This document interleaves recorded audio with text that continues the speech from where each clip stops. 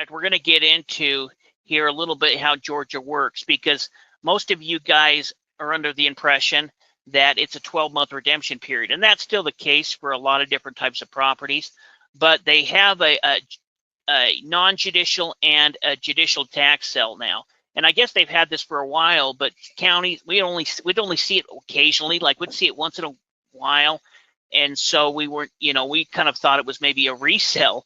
But what they're doing is, with the judicial tax deeds, they have a 60-day redemption period. And in fact, there's some things we'll talk about here in a minute. They go into it a little bit more. But we classify Georgia as a redemption deed state. In either case, you're not going to get full ownership until after that redemption period is expired. What's kind of interesting, it seems like it's almost backwards. So the non-judicial sales have the 1 year, and you're saying the judicial sales only have a 60-day. Yeah. The more valuable properties, that's kind of interesting, because I would assume that the homes and more valuable properties tend to go through judicial sales instead. So the homes would have a 60-day redemption period instead. Yeah, well, anything that goes through judicial sales. Some counties, and I was researching, so we knew for tonight for sure, some counties will do them both. Some counties only do non-judicial sales. So the non-judicial sale has a 12-month redemption period. At the end of the 12-month redemption period, you need to extinguish the right to redeem, which essentially is kind of like a little bit of a mini foreclosure process, so that they can't redeem, and then you'll have full ownership. With the judicial sales, they're essentially selling it after 60 days. And I don't know if this is true, but this is just what they had on their tax commissioner website. You can see down there on the bottom left-hand side, it says title will vest absolutely into the purchaser after the right of redemption. That's going to be the 60 days, eliminating the need for post-sale barment procedures and quiet title action. That's interesting. Yeah. So it eliminates the need for a quiet title action, huh? That's what it's saying. Now, I'm not going to say that that's true. I mean, that's what they're saying. Maybe you can go ahead and get a warranty deed without needing to go through quiet title if it's gone through this judicial foreclosure.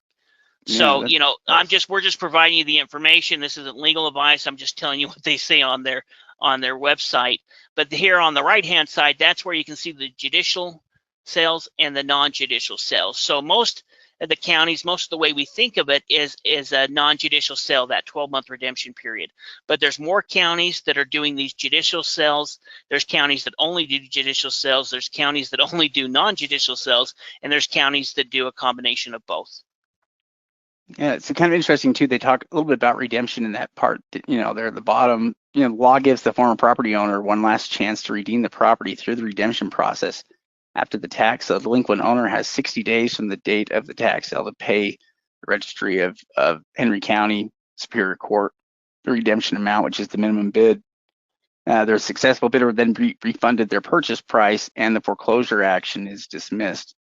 But if they fail to redeem the property within the required 60 days, then within 90 days of the date of the sale, the title to the property passes to the purchaser by deed issued by the tax commissioner.